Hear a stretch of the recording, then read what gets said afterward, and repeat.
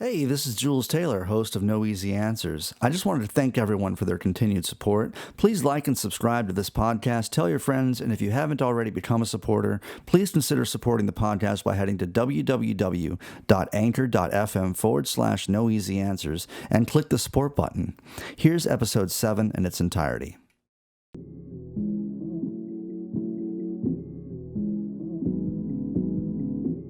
Why don't I look like my mom? Well, she's like, yeah, you do like me. You look like me. And in the face, a little bit, right?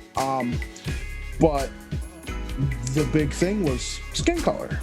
You know, I don't look like you. I don't have the same skin tone. And then, my mom would fight that by saying she'd pull out the baby pictures. Today is Saturday, October 17th. The year is 2020. This is No Easy Answers, and I am your host, Jules Taylor. Today, like all days, I have no easy answers for you.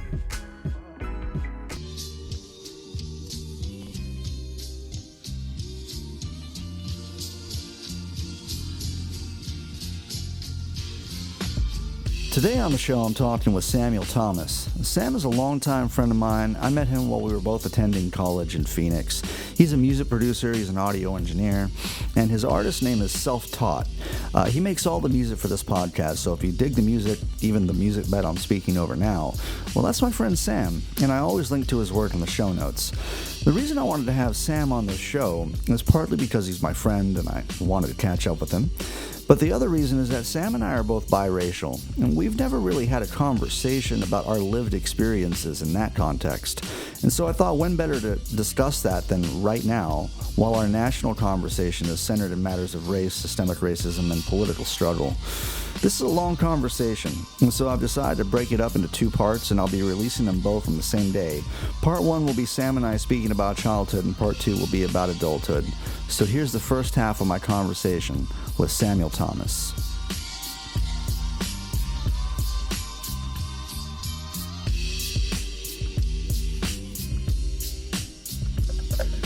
Fucking, it's like really great to see you, man. Yeah, you too, buddy. How you been, man? Oh shit, man! I've been all right. I was suffering through this increasingly dystopian world we're in. This crazy shit, man. Just the craziest time I've ever experienced in my entire lifetime. Yeah, it's like I'm told this is like the interesting part of the history books, but it's I kind of preferred it when it was boring. Right. Right. Like at one point, like I didn't know shit about politics and I didn't really care about it. And it didn't seem like the world minded, but yeah, man, I mean, it's a crazy time to be alive. And I'm just, I'm just here still in shock to be talking to you. I miss you, man. And I think about you all the time, brother. Yeah, so. I miss you too, bro. It's been far too long. Yeah, man. With everything going on, it's more like, my circle has gotten increasingly smaller over the years. As I get older, I find that I don't keep in touch with as many people as I once did. Yeah. And every year that increases, but I'd say you are one of like 5 friends that I still keep in touch with to this day, no matter the time period. There's people that I kept in touch with for a few years and then like I'd fall off with and I haven't talked to them since. And right. Then there's, people like yourself where it's like, I've known you for a long time, It's been a minute and it's 15 years. Yeah, I mean, it's. I remember being kind of like 25 and thinking about how like maybe I had known like my best friends at the time for a decade or something, and about how a decade is kind of a big amount of time if you've only been alive 25 years or so, right. But it's I'm 37 now, and so I mean. I was thinking about it earlier because I tend to think about songs as I go about my day, like whatever. I just take stuff out of my thoughts, and I was thinking about you and how long it's been since I've known you, and I was like, man, Sam knew me, and I just had this thought in my head. I was like, Sam knew me when my hair wasn't long and I couldn't grow a beard. This Yeah. is very true. So yeah, man, and it's kind of crazy as well because I've told folks before that like I think friendships when you're young you kind of get friends by default because like you go to school and you meet people there, you go to Absolutely. work and you meet people there, and these people become your friends, but they're friends by default, and not to cast any shade on friends because it's not any disrespect to that. It's just how you make those and encounter those and establish those friendships. But when you get a little older, you realize you kind of have to have like deliberate friends, like you have to have people around you that can be mentors Share and interests and things like that. Yeah. Yep. yeah, Absolutely. man. Yeah, I just can't be like, oh, well, I met this guy at the drink station at the Olive Garden when I was waiting tables, and Right. yeah, And so didn't give a fuck about the work. right. It wasn't something like you were there for you were there for this is my career experience. Yeah, I'm going to be a server. Yeah. And this is what and not to put anybody down. I feel like that sounded that way, but that's not what I meant. I meant more of like along the lines of where you were, and I know you, and I know what your dreams and aspirations were, and they definitely weren't serving food at the Olive Garden. Right. And we're going to talk about some of that too, man. Like our time in Nashville when that winter when we went through winter without heat that winter. Yeah. And it's crazy because we had a fireplace, and a thought occurred to me like the other day because I've been in upstate New York for almost 10 years now, and we have wood stoves in upstate New York, so you burn wood in your house inside the stove, which a southerner and being completely uninitiated to that, it seems like just a wild thing, man. It's like, that's cast iron, it gets hot, like, what do you, people are like, yeah, you boil water on it, dude, or you cook them. What is this contraption? Yeah. It's one of like the things that have been around since the conception forever. of America. like this is one of the first things they brought over on boats. Yeah, man. They brought slaves, and they brought wood burning stoves. Like that's what they brought. Holy shit! Yeah, and it's just and we had a fucking fireplace in that house. Like we had a fireplace, and so now it seems like I could have just bought some wood, and we could have been warm, and that would have been nice. Dude. Yeah, I think about that house every once in a while, and like the time that everybody left and I was stuck there for Christmas. And I remember you telling me a story about you the year before that year. Oh man, we left you alone on Christmas, didn't we, man? Yeah, well, yeah, because like I couldn't get away. Like I had my like work schedule was weird. Was I still with OG at the time? No, I think I'd already made the jump to go to the payday for loan listeners, stuff. the OG is stands for Olive Garden, man. The Olive Garden heavy conversation here is because he and I used to work at the Olive Garden. Yeah. So it's not a anyway. It's a pastime. I spent too much time in those places, but yeah. I mean, I honestly foresaw more like I would see Jules playing a guitar in a box on the street before I would see Jules serving in an OG again. That's like I know that would be a more acceptable path for you this day and age, to just be like a free spirit musician just doing your thing, as opposed to being back in one of those corporate restaurant places, which when we were younger, it was easier to kind of. I have a bottomless contempt for the Olive Garden, basically. Yeah, no, I tell my wife, we don't do the Olive Garden. I mean, we do some Darden. I can't say no to Red Lobster. I live in a landlocked state now. Right. Even though I am from Long Island. Which, right. But you got to do it though sometimes. The cheesy biscuits, man. Yeah. Unfortunately, it's like, the cheddar baked biscuits. It's something that I wield contempt for myself every time upon leaving Red Lobster, but as soon as I'm in there and I look at that basket of biscuits and I know I'm going to have it filled at least 3 times before my appetizers arrive on the table, Yeah, man. Well, fucking A, so man.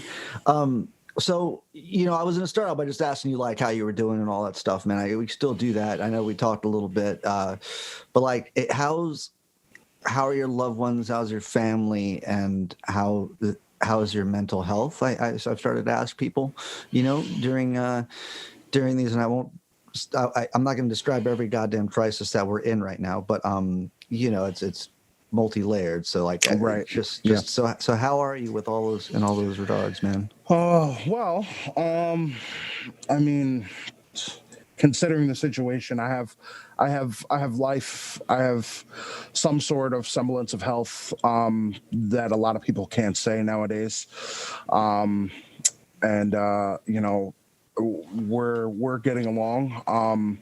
It's funny you bring up the mental health. That part of it is it's supremely taxing. This whole thing, and I know we'll get into it a little bit deeper, but it's one of those times where, I'm looking at people, and you're quick to judge. Years ago, you used to be able to look at somebody and be like, I kind of know where you stand, right? Like, at least that was the thought I had when I was younger. Maybe it's wisdom, maybe it's the times, kind of a mixture of both. But I used to be able to, okay, this person's more liberal, this person's more conservative, and those things weren't as dirty words to one side or the other. Right.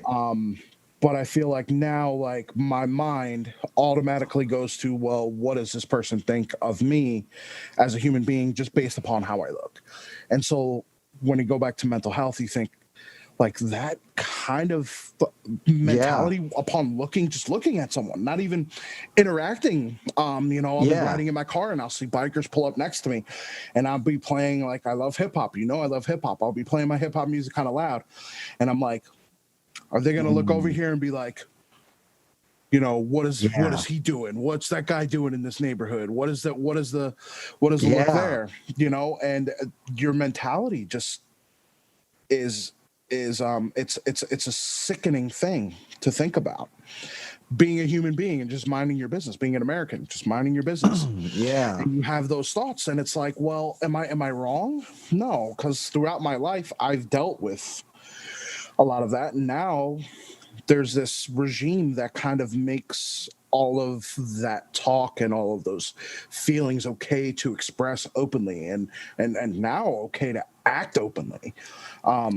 With the Proud Boys stuff and the assassination attempt, the kidnapped attempt of a governor. Oh my God! Like, like who does those things? And so mentally, that's just I want to just be away from people, not only the COVID, but I don't know who you are. I don't know what mentality you're bringing to me or my family. And now, with the wife and kid, it's even more so. When it's just me, I can take care of myself, but now I'm having to cover 2 more people who I could not be on this earth without at this point. You know what I mean? Right.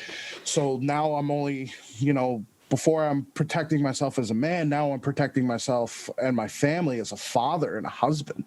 Right. So those things take precedence. And so that mentally even exacerbates things. How long ago was your son born? My son will be 2 years old, November 13th, the day after his mother. Wonderful. The greatest thing I have ever done, seen, experienced in my entire life. It's like almost like it's greater than the first time I've heard music, and it's comparable to that. I'd say that's one of those things where it's just absolutely amazing, Yeah, man. I want to dig a little further into, because when you told me you had a kid, it was like I have a very for me, man, I as an individual, I have a very deep fear of parenthood, of like it terrifies me, absolutely terrifies me to think of having a kid. And it's and I guess what I'm trying to say, man, and maybe I'll edit that part out. I'll just say, I think that you're right about, like, you go about your day and you look at people,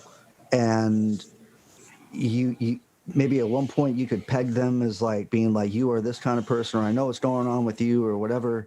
You're like, gradient for that sort of judgment might have been more accurate, but now you don't really trust people as much, because everyone's in some form or other a little bit more desperate. And I also think that, like, I mean, not even just the COVID thing, like you talking about bikers pulling up on you, Mm-hmm. and wondering if they're looking at you like, hey man, what's this guy doing in this neighborhood? In a lot of ways, this sort of social distancing, not hugging your loved ones, wearing a mask over your face, right, has kind of brought about this subtle loss of humanity in a way, or at least I mean, I'm not saying that people will. I guess I am saying that people are more likely to treat other people differently if you can't see their face, if you think they're carrying a disease, if there is political division, and you just learn that your neighbors aren't the people that they thought they were. I mean, a lot of this goes into. I mean, maybe it's social distance, and it's emotional distancing too. In a lot of ways. Yeah, absolutely. So, Absolutely. Yeah. That I feel like a lot of what COVID has brought about. Initially, there was that kind of, how I always think about like the big points in American history, at least that I've experienced personally. One for me that I always think about is 9/11. Like, what yeah, 9/11 right, was a huge deal. And I remember how the country was so together and right. and I thought we had that initially. How old were you Like, when 9/11 hit, dude? how old was I? 2016. So I was like 16, 17, somewhere in there. Okay. Yeah, I know. I remember specifically what was happening in 9/11. I was in my physics class Oh yeah. with David Wicks was my teacher. D Wicks, we called him, real cool dude. That I think we were his first physics class in that school. Right. Now he's like a superintendent of schools. Really good guy, really cool. Cool. Kind of very very social conscious, very cool guy. He was younger at the time, so he was like very like vibed with us. And I remember we were sitting there and we're having some lecture. I don't remember the exact point we were in the year, as far as like, we were towards the beginning, so really not much going on. And then the biology teacher that was next door came in and was like, plane just flew into the World Trade Center. Right. So we're all like I'm thinking it's, like a Cessna. Were You know you what in I mean? Were you in Long Island at this point? Yeah, I was in East Okay. Hampton, High Right. School, Long Island. Vastly white area, but that's besides the point at this Right. We'll juncture. get into that. Yeah. We'll get into Yeah. that. But yeah, so we were there. We went next door. She had a TV on, and we're watching. And I'm like, oh, that wasn't a Cessna. Like, you saw the hole, and it was just like. And then I remember seeing another plane. I'm like, wait, is this a replay? Like, what's happening? Right. And then boom, that's when the second plane hit. And then like everybody in there, we're all 16 and up. Right. Everybody in there realized, oh shit, like something deeper is happening right now. Yeah. And we're 80 miles from the city, Right. from New York City, on the east end of Long Island. So it's not like we're like, oh, there's immediate danger, but still like. Yeah, but you were way closer than I was in Texas when this happened. Than the majority of the the rest of the country that saw it. And I have family. My aunt was working in Manhattan at the time, and she was covered in dust. Like, she remembers running and doing all that stuff. And a lot of my family lived in the city. A lot of my friends, I had friends that would come out for the summer because I lived in a tourist town. And they all lived in the, a lot of them lived in Queens, Brooklyn. Some of them lived in Manhattan. Right. Actually, two of my friends I can think of right now, they actually moved after 9/11, they actually just wound up moving full time out to the island after that. They were Oh, like, geez. their parents were like, no, we're not living Yeah. here. This is crazy. Yeah. We have the opportunity, we're able to do things like that. So they went ahead and they did that. So yeah, so we went in there, we saw the replay, we had it on. I had study hall after that class, went to study hall, they had it playing in study hall. Like no class was going on. And then I remember being in study hall and I'm like, yo, they're gonna send us home. Yeah. And the first tower came down Oh, fuck. Yeah. after my study hall, like right around that time. And I remember when the first tower came down, we had gotten sent home, so we didn't get to see the second one. I got home, and my grandmother was just like trying to get in touch with my aunt. My grandmother's geez. like, Yeah. she's just kind of panicky, but Yeah. eventually she got in touch with her. My aunt was able to get, but this was like hours and hours later because phone lines, back in 2001, Oh, yeah. Yeah. cell phones weren't as ubiquitous as they are now, Right, by right. any stretch. There still Right. was cellular phones, but everybody was using landlines, and landlines are completely locked up, Right. especially in the island of Manhattan, trying to get into anybody. So it was Yeah. a while before we heard anything back, but we knew she was far away enough that we're hoping that nothing happened. But we heard about Building 7, so your mind starts to right. wander. Right, right. The Pentagon and Pennsylvania and stuff. Yeah. It's just one of those times in my life that it was.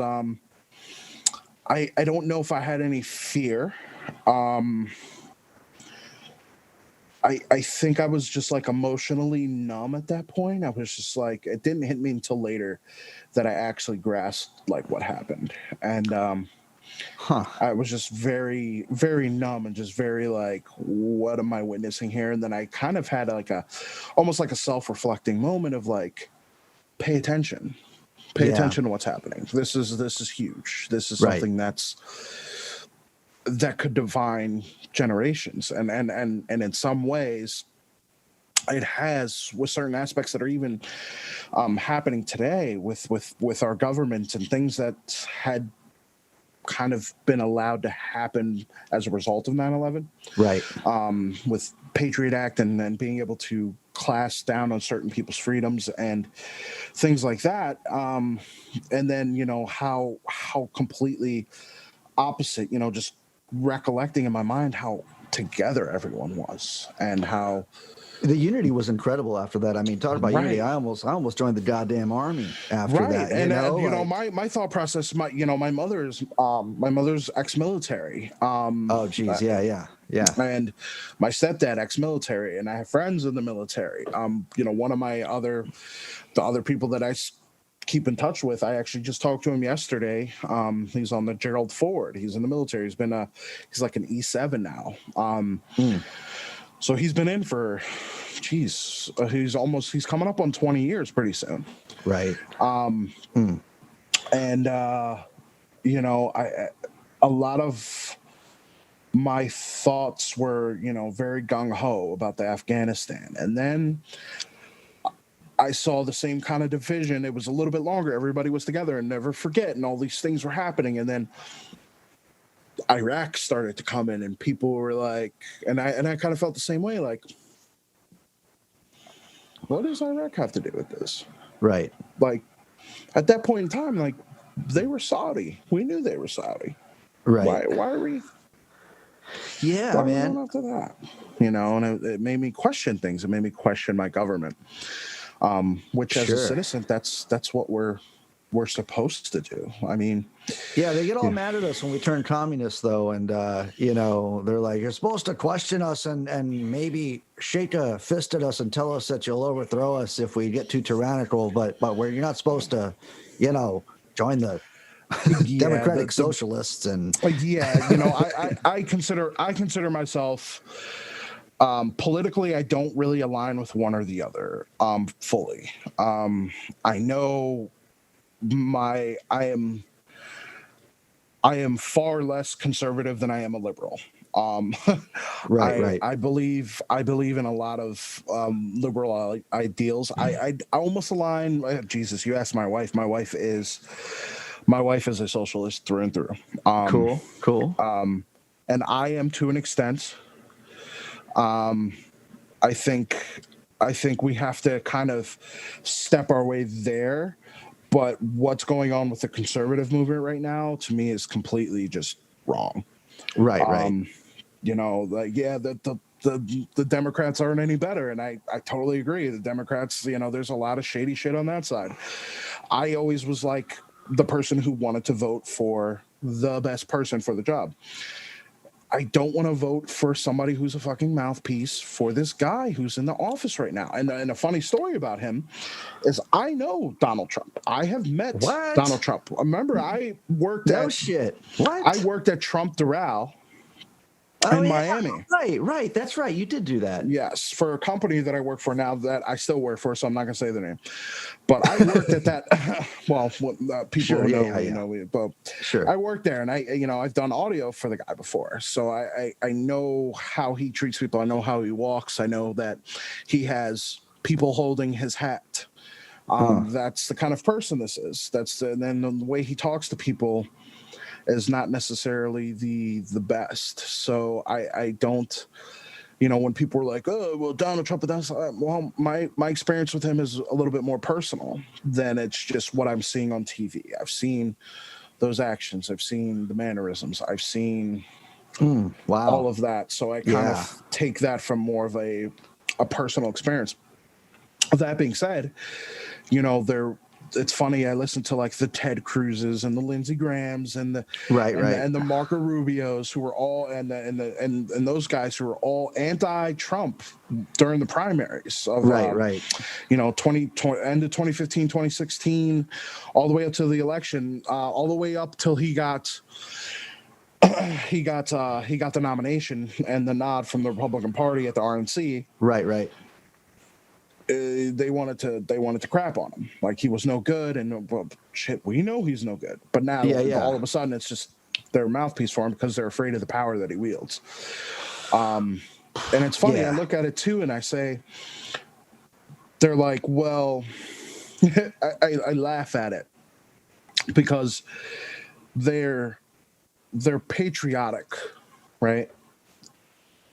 They would have been the loyalists during the revolution era. You're following behind this person. So now you have your Second Amendment rights, and I am, and full disclosure, I am a gun owner. I am a gun owner, but a responsible gun owner. Good. I like guns. I like going shooting. I have guns to protect my family, but I don't get on the soapbox about it. Right. And this is the funny thing that I find really hilarious. Second Amendment rights to protect you from tyranny. Right. This is the argument, right? To protect you from tyranny, from a tyrannical government. Right. Okay. So if I'm a black man, anybody know about the Breonna Taylor incident? Yeah, right. We've heard of this, right? Oh, totally. So cops enter my house, as they did to him and her. Right. I don't know who the hell they are. Right. Stand your ground. It's the middle of the night. I'm sleeping. Yeah. I start shooting because a tyrannical government did not pose themselves, but he's wrong because Blue Lives Matter. Right. It's a blue shirt. God damn it. Yeah. It's a blue shirt. It's a blue shirt. You can remove that shirt. You can remove that badge. Right. At the end of the day, you can go home. You can go to your locker and change your clothes, and nobody knows if you're a cop or not, unless you present yourself as such. I can't take this off. Yeah. This skin is attached to me for the rest of my existence. Right. There's nothing that I can hide behind. Even a face mask, they'll know it's a black dude. Right.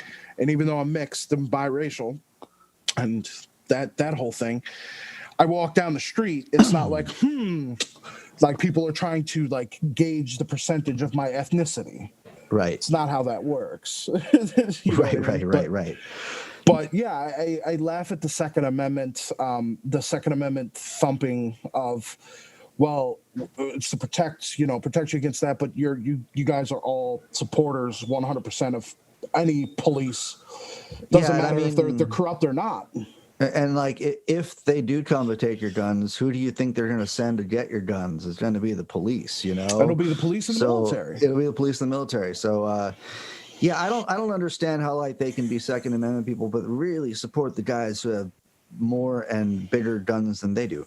You know, it's kind of like that doesn't make logical sense from any. But also the part about the militia thing, man, it's like that kind of needs to be amended because militias are plotting to kidnap the governor of Michigan now. So maybe Right. I don't think of the changing the wording of that a little bit. But I mean, even though like I believe in the Second Amendment, I believe in personal defense, I believe in an armed working class. But I myself, I don't own guns because the truth of it is just that for my mental health, which is never been to a psychologist or anything like that, I just don't trust myself with a gun. Like, I think the odds go up considerably once you own them for something bad to happen. And part of the reason why I think cops are a terrible institution is because, they bring any conflict that's going on, they bring a gun to it. They just integrate a gun into bad situations immediately. So part of the logic of that doesn't fly by me.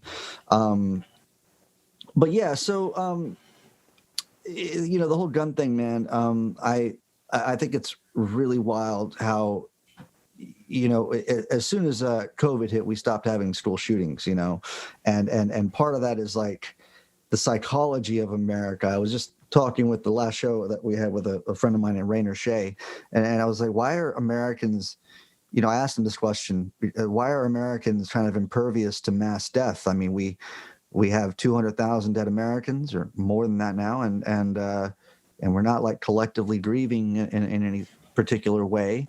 And World War II, the American public seemed to be on board with dropping nuclear weapons on civilians. We seem to be particularly detached from the what's going on at the Mexican border with the kids in cages. I mean, That makes me sick, by the way. Yeah. Yeah, like it, and we've gone 2 debates now, and nobody's mentioned the kids in cages. Nobody's mentioned the forced hysterectomies, and liberals seem to think that like this sort of thing originated with Trump, when clearly like Obama had way more deportations, and these camps started underneath Obama.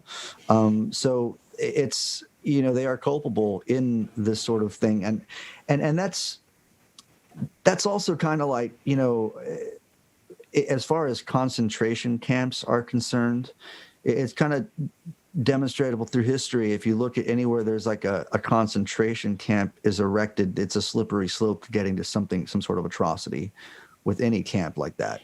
Yes. So yes, absolutely. yeah. So anyway, fucking A, man, I want to kind of get into the main like meat of our conversation with like the perils of being biracial, and I want to say from the start too that you are half black and you are half white, and Correct. I am half Mexican and half white, and Hispanic or Mexican or what have you wasn't even. I worked for the census this year, and it wasn't even considered a race, So when we share stories or talk about biracial stuff, I want to be clear that like. I don't think that my personal experience with this has been in any way as salient as yours, but also, that's part of the comparison that I wanted to kind of bring into this conversation as well, because when you walk down the street, you can't take your skin off, even though you're half white, you're perceived as a black man. Correct. And I don't really have a problem with that. It's the problem that right people Not have that with you that. right. And on my end, it's like there are times when I get the nod of white privilege, and then there are times when I clearly don't. Like so it. And I'm guilty of like, if I get pulled over and a guy lets me off with a warning or what have you, it's I get the benefit of the nod up until they see my driver's license and it says Julio Saldana Taylor, which is Yes. like, so It's like, part of hold me, on, I'm Jules Taylor. Okay, Jules. All right, yeah. right, and that's Well, part of government is Julio Saldana. Whoa, right. buddy. Whoa. And that's what it is too. I get the same thing from employers. They're like, "Why'd you put down the name Julio on your 1040 that you filled out for us or whatever?" And I'm like, "Surprise! You hired a Mexican. Surprise!" Yeah, right. So, but I say that because it's on my end, man. Like, I mean, when you were talking about Long Island and growing up in a very white area, I kind of had the opposite thing happen where it was like mostly Mexicans in South Texas, and so being mostly Mexicans to be white was an anomaly, and there weren't very many white people, and Right. so to me, my skin being very light, and passing for white, very pale Mexican. I got beat up a lot for being the white kid, like, let's go beat up the white kid, Julio, which it didn't make any sense, to like Julio, the white kid, beat him up. And I received the nickname, Bulio Fundio, which in Spanish means like white ass, yeah. So it was, anyway, and it was weird because, by the time I moved, and by the way, the name Jules, when I came up with that was like that was a deliberate whitening in a way, of my name, because I knew that I wasn't going to stay in South Texas, and I had been ostracized and felt like maybe I will go be among my people in the South where there's white people, which is the train of thought that I had at the time of 16, 17, when I just had everybody start calling me Jules. Right. But, then I went to Tennessee, right? And I'm in Nashville, the Good Old Boys Club, and they're like, "You ain't white," so it was just a minority. It was just a minority anywhere I went, it was like I got to Tennessee and I wasn't like, wasn't white enough to fit in with white people. And then the Mexicans or anybody who was like from the global South would look at me with their head turned a little bit if I tried to speak to them in Spanish, So I want to know, man, where were you born and what was it like growing up like in Long Island, and like what was your childhood home like?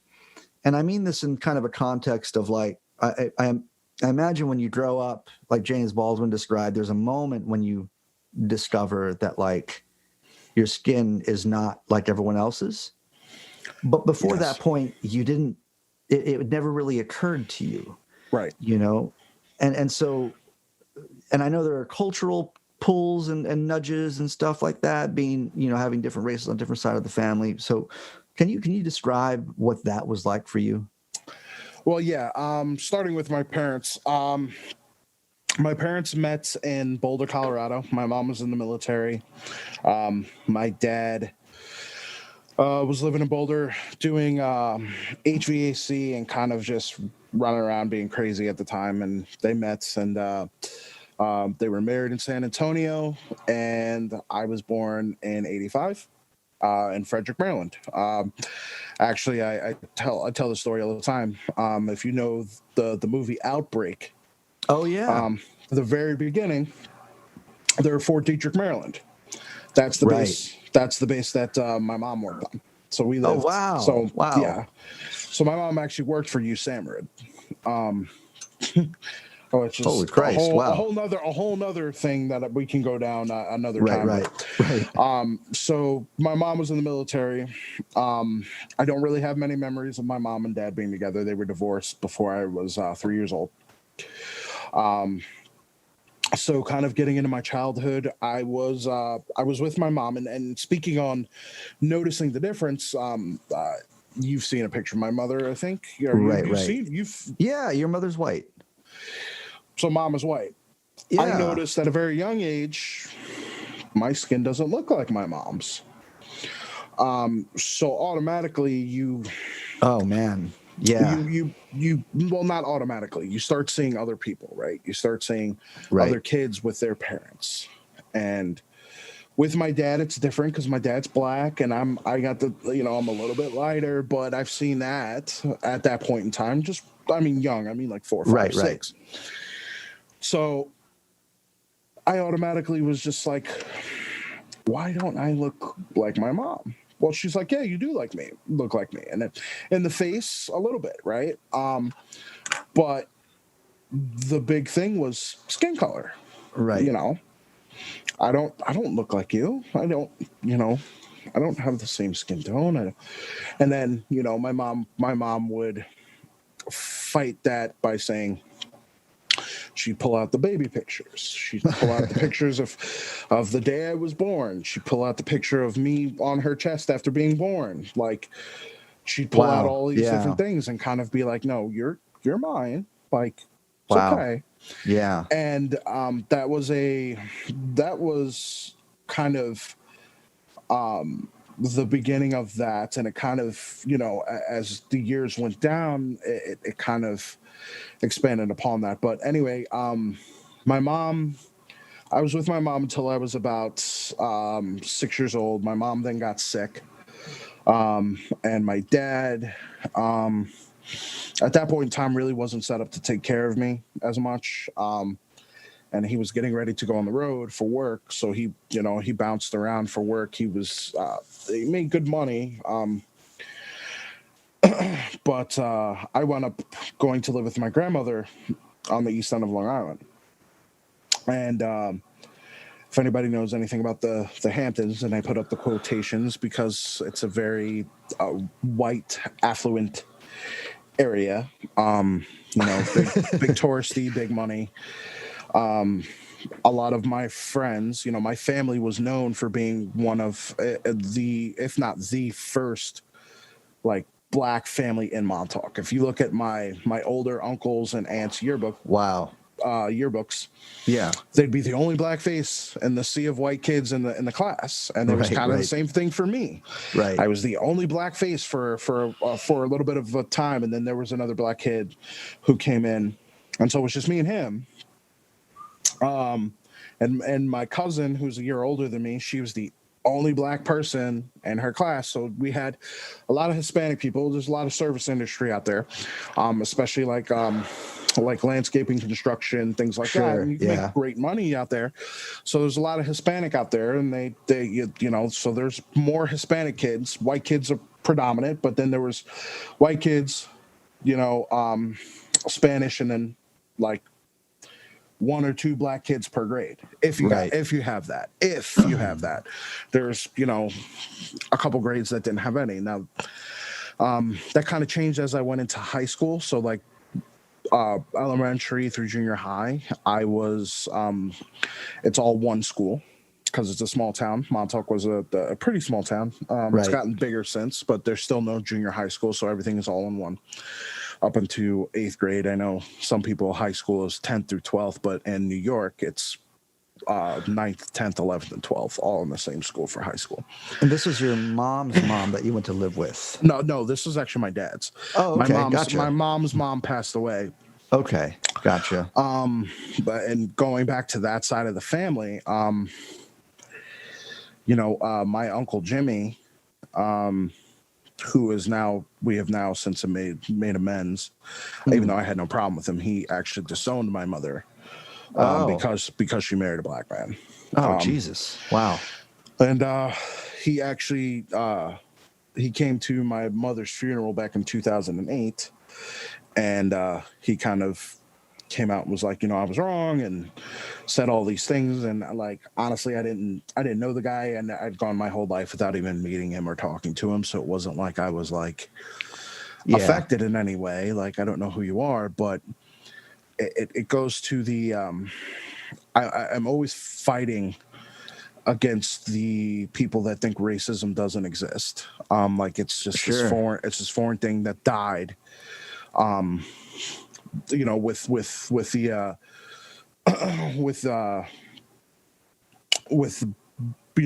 black people getting the right to vote, with the civil rights movement. Sure. It just died. It just that was it. That was it. It died there. It doesn't exist. And if you look for racism, you'll find it. Well, bullshit. I call bullshit. Right. And mostly 99% of these people are white. And you got the few black people that have never experienced anything. Great for you. I'm glad.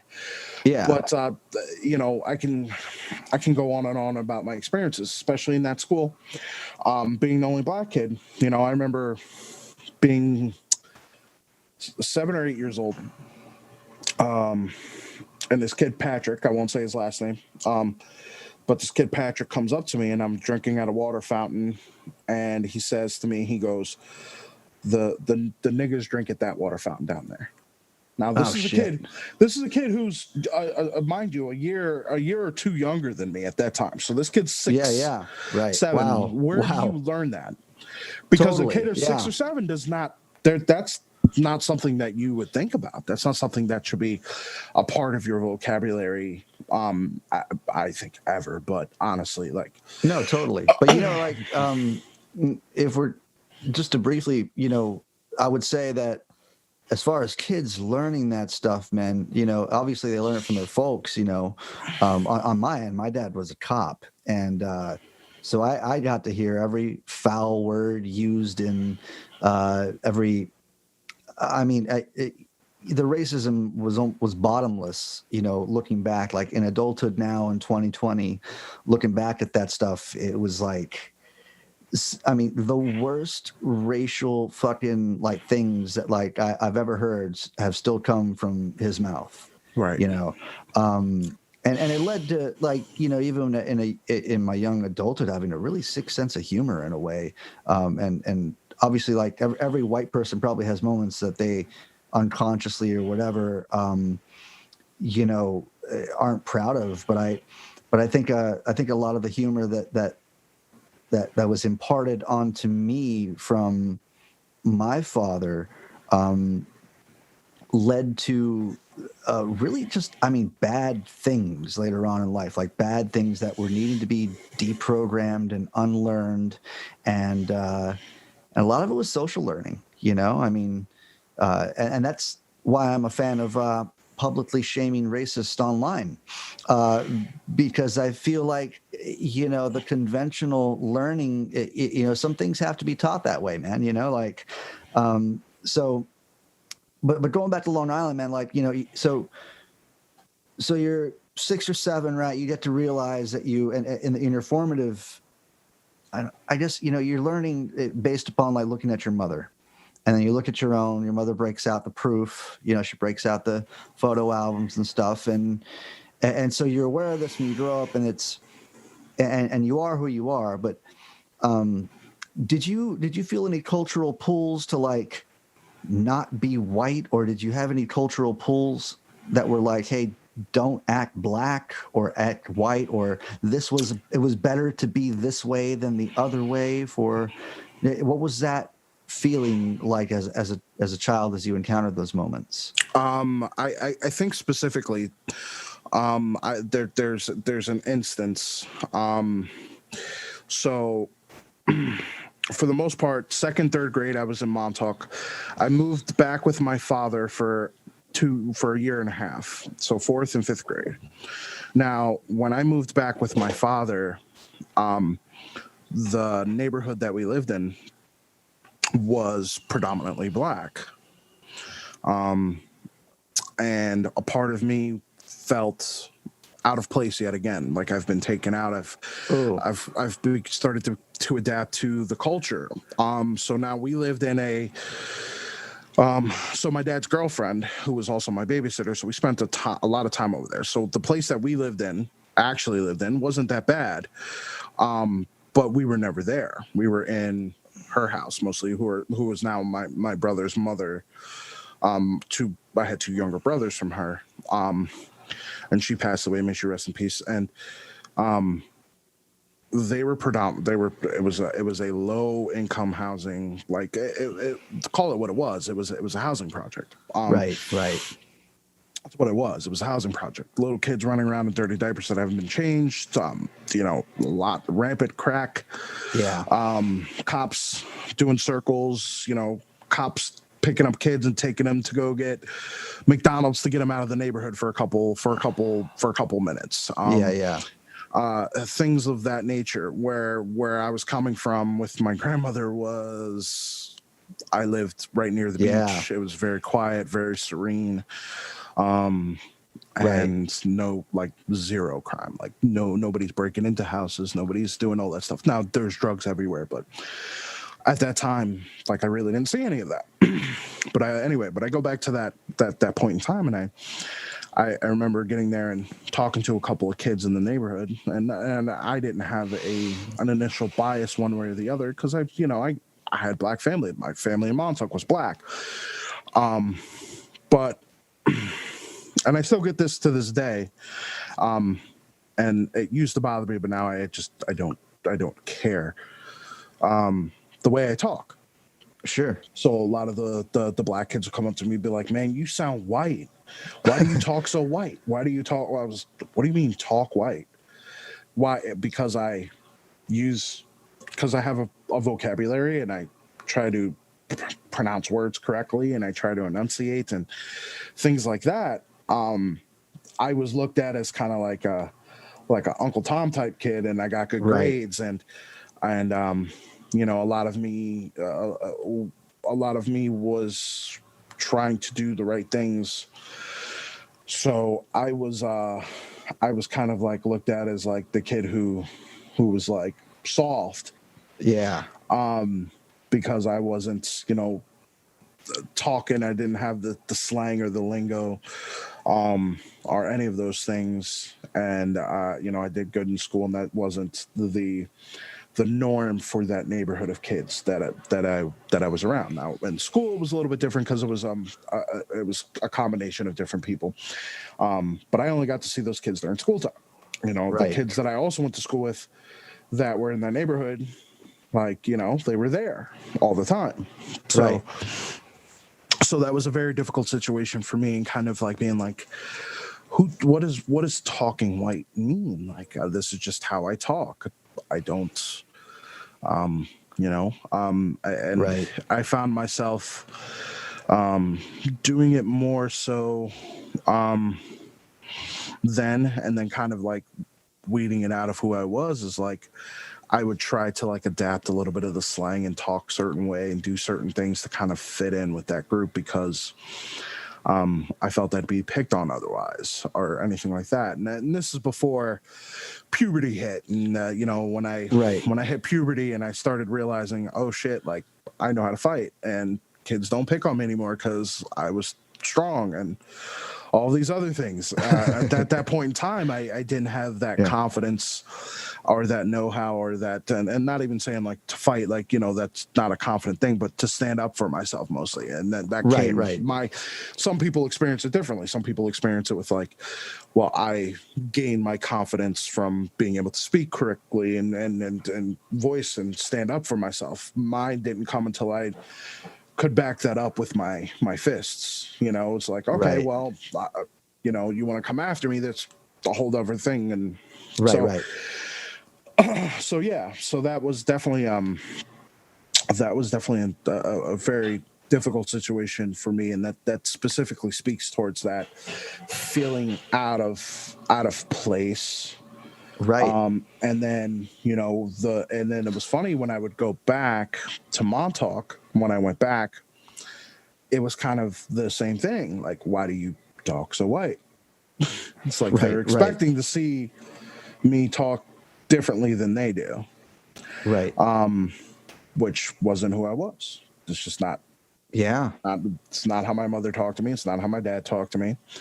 My family on both sides, like we all spoke pretty much the same way. So Right. Right. So, on my end, I kind of had the opposite issue, man. I was like, oh, wow, I can fight. And I'm like, I still don't have muscles. Okay. But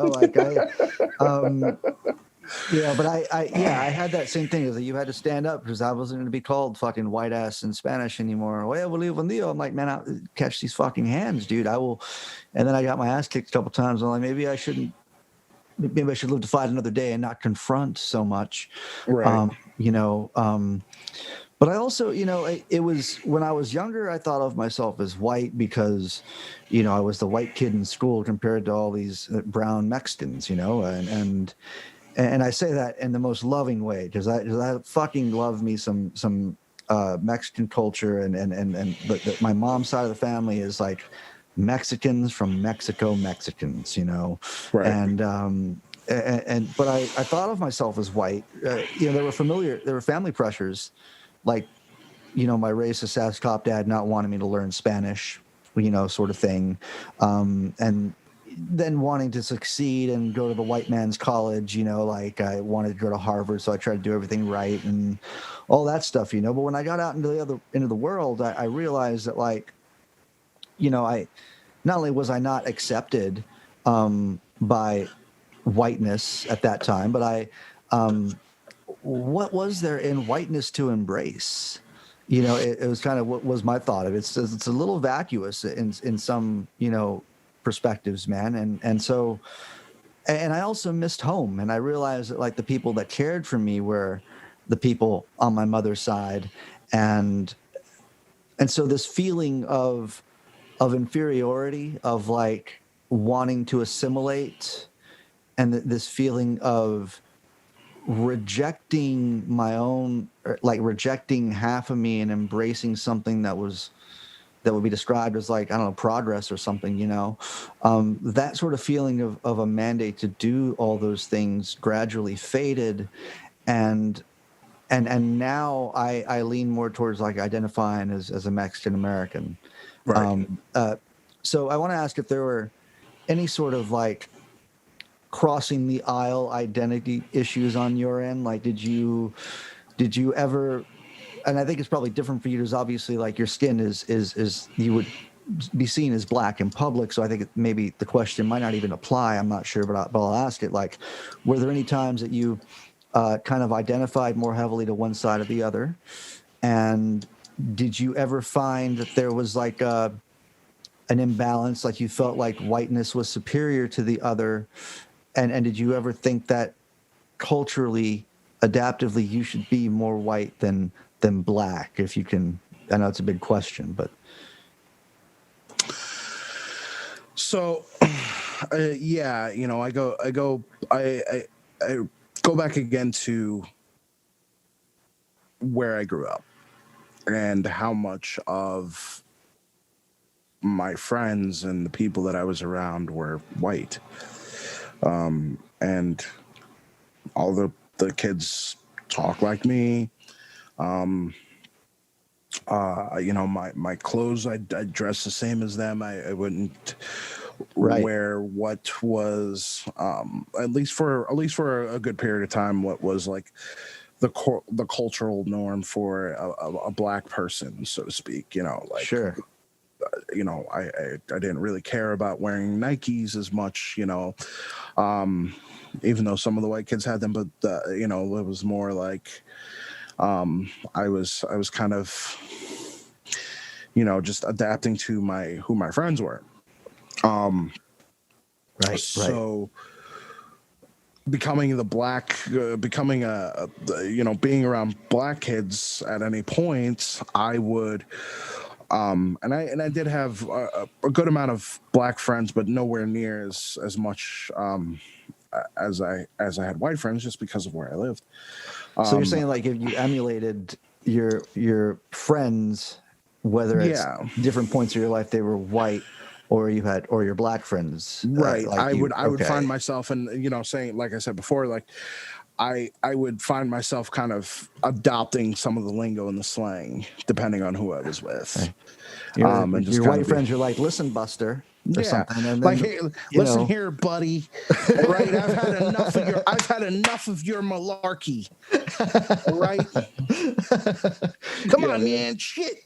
Come on, man, shit, Eddie Yeah, Murphy, yeah, man. Oh God, yes. yeah. So, you know, that was kind of a thing, and then I made a realization, like, maybe midway through high school, and I was just like, Mm, just going to be who I am. yeah, I'm just going to not try to conform, not try to be one thing or the other. Because I am at my heart, I am both. I identify with white people in certain circumstances, and I identify with black people in certain circumstances. At least the culture, Right. but that's fine to have that internally, right? That's the internal part of it. Right. The external part of it is I can't say, you can't look at me. I can't get pulled over by a cop. Be like, hold on, I'm half white. Like, hold on, Right. white side, white side. Hold on, stop. And again, just the same thing I said before is like you're trying to explain, and you, for whatever reason, have the need, and I did for a while have the need to explain, well, I'm part white, hold on. They don't care. You are actually worse, because you are the result of interracial mixing, which a lot of people that are racist don't like, and people who are not overtly racist, but they tend to not want to be around black people. They don't like the culture. They may not be like, oh, I hate black people, but if they see a black person, they lock their car doors. If they that sort of subtle unconscious clutch your right. purse when they walk by, sort of. I'm the only lady. I'm alone in an elevator with a black guy. Oh man, hold on. Yeah, and I mean, what do we have to do to like convince white people that black people aren't a threat? Well, I blame a lot of that on. I blame that on the media.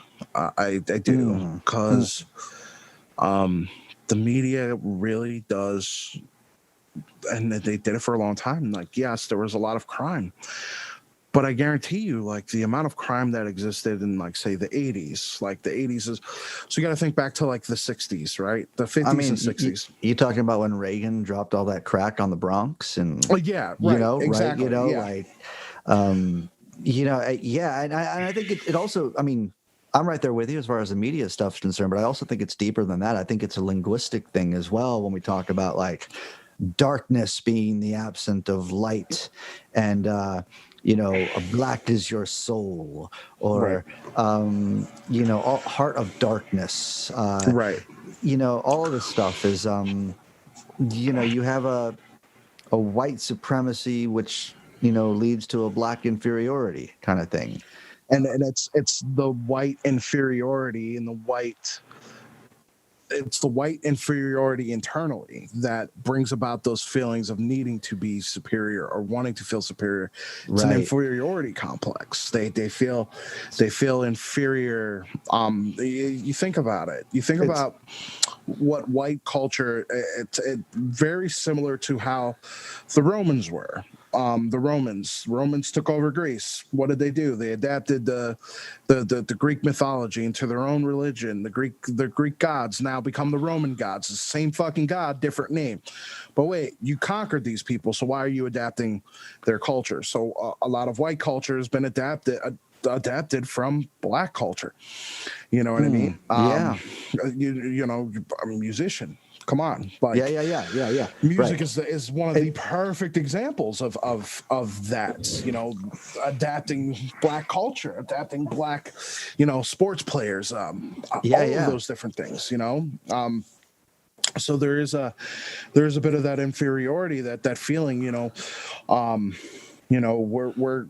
white people feel like they're being replaced. Well, you kind of came here and replaced the indigenous people violently, I may add. But now you're afraid of just people immigrating, not removing you. Right. And you feel like you're being replaced in a land that you took forcefully and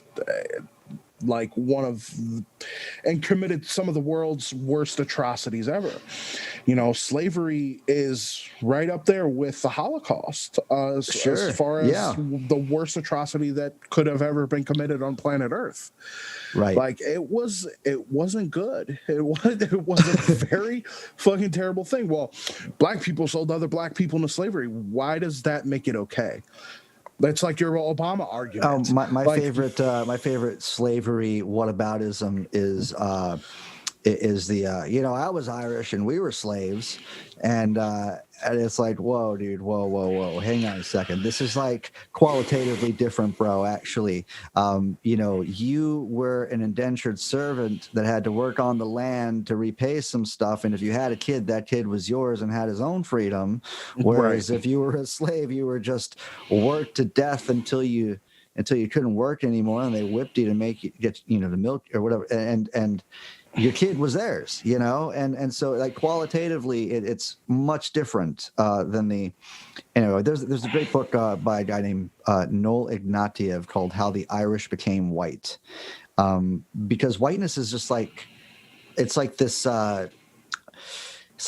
function of absorption. Like it will appropriate, it just appropriates everything around it, so like whiteness is also like it's also a status that can be recalled without prior notice at any given moment, so like the Italians weren't always white and the Irish weren't always white. How did the Irish become white? They started beating up black people in the working class by joining the cops, as they needed cops once cops became socialized cops after the mercantile class didn't they're like, oh, we'd love to have the taxpayers, the other citizens, not the store owners, pay for the police that we use to guard our businesses with. Right. I mean, Exactly. that's like so but yeah, man, I just going back into like kind of like this whiteness here, man, and what we're talking about, there is like this always this sort of in the back of your mind, like at least in mind, and I've learned to notice it and pick it out, and so much of my world view has changed after I've started to notice and reject what I've called in my own head. I've never told anybody this, but like this Europeanization sort of by default that happens, Right.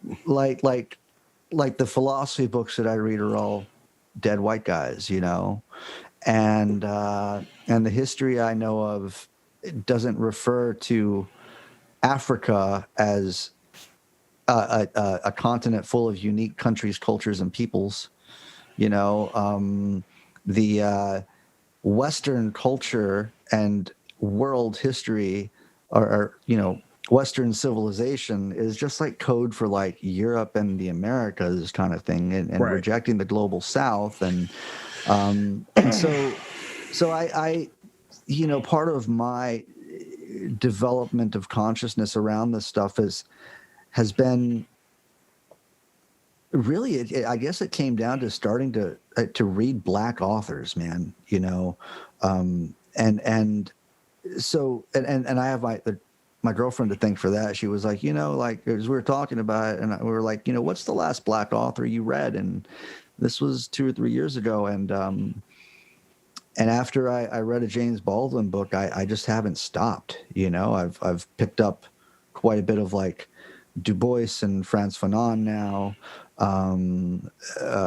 Eldridge Cleaver and Ta-Nehisi Coates, and Ibram Kendi, and like all these, and it's funny, man. It's like I asked one of my friends who's Black. I asked him, I was like, hey, did you ever read Soul on Ice by Eldridge Cleaver? And he was like, does a bear shit in the woods? And then he dropped all these different names that I'm trying to get to and reading them. But I guess what I'm trying to say is like, I think that's a different experience absorbing this stuff for me, because I know that it's taught me to notice how my phenomenologically my lived experience is different, and is much different than a person that is like than other people, just as the biracial qualities, right? And I started to think about yours as well, and largely what I've read is more applicable to you, because these are Black authors writing about Blackness and being Black in America, whereas I'm reading them and I'm just trying to take what I can from them to notice my own kind of biracial lived existence and how things are different, and part of me is upset that like I wish that I knew of prominent Latino authors that have a sort of liberation doctrine, I guess, for lack of a better term or something, Like, I wish there was a Du Bois or a James Baldwin for Latinos and Latino culture, But then I also think that we have not had the oppression that we experience has not been equal. And so if you're going to learn liberation from the oppressed, I guess who else better to turn to than the most oppressed people out there, over history and shit. So yeah, I totally agree with that sentiment. Speaking on your black authors, sure. And you mentioned Eldridge Cleaver. You can't mention Eldridge Cleaver without mentioning Huey P. Newton. Oh yeah, of course. Revolutionary suicide. No suicide, yeah. Fucking A, yeah. So continuing on with that, it's a difference of how you look. If you put one English person, one English from England, one Nordic person, one person from Norway, one person from England, and one Irish person, you put them next to each other, 9 times out of 10, you're not going to know who the hell is from where, unless they speak. Right. And that's kind of what America has become. America's like, well, they're white. There may be subtle differences. The more Nordic person may have blonde hair, blue eyes. The Irish person may have red hair and freckles. The English person may have buck teeth. I don't know what the English one is. I was gonna say bad teeth. Yeah. And that's a horrible, but it's a horrible thing. But it's racism doesn't work in reverse, so it's okay. Right, yeah, no.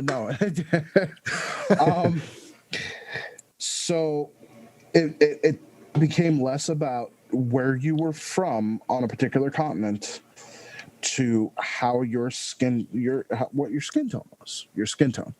If I can look at you and tell that you are not white, that's a problem. Yeah, right. Now, right. I have also been the oppressor of your people. How are you ever going to be equal with me? You can't. I refuse to let that happen. Right. You cannot be equal. You cannot be a part of what I'm trying to build. So for hundreds of years, we were oppressed. For another 100 change years, we didn't have any real rights. I think about one of the most the horrific stories. One of the most horrific things I can think about is Emmett Till. Oh yeah. This is a child. This is not. Right. This is not a grown man. This is not a grown man. And even if it was a grown man, what he did wasn't terrible. To the point where the person who the woman, I forget her name, who actually said he accosted her. Right. Wound up saying on her deathbed that it never happened. Right. It's all about the fact that there's this superiority by inferiority. Right? You have nothing. Yeah. The white culture has adapted so many things to what is white culture now. What do you consider white culture? Your Confederate loser flag? Right. What is white culture? NASCAR? Like what is white culture? What is the culture of white? I understand, like, okay, English, great. What is American white culture? What is it? American white culture is oppression. It's been oppression. It's been monetary, gains for me. Right. Well, that's it for episode 7 and part 1 of my conversation with Samuel Thomas. Part 2 is out now wherever you get your podcasts. And as always, if you'd like to send any comments, concerns, criticisms, or vitriol, you can send them to the show email at noeasyanswerspodcast@gmail.com. Support for No Easy Answers comes from listeners just like you. So if you have not already done so, please consider becoming a supporter of No Easy Answers at www.anchor.fm/NoEasyAnswers and click the support button. Until next time, take care, all my guys, gals, and non-binary pals. See ya.